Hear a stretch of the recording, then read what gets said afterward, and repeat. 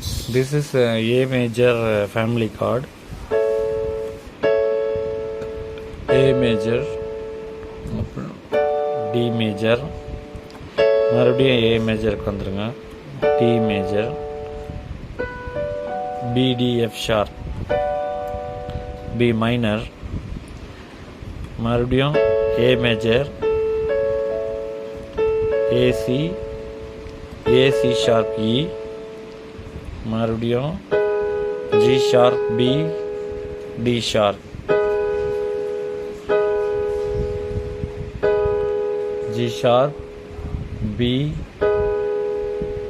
D sharp, G sharp minor, F sharp A, C sharp,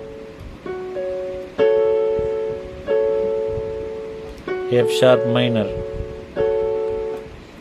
அப்புறம் E major, E F G sharp B,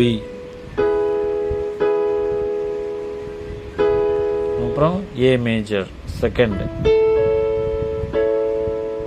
E A G.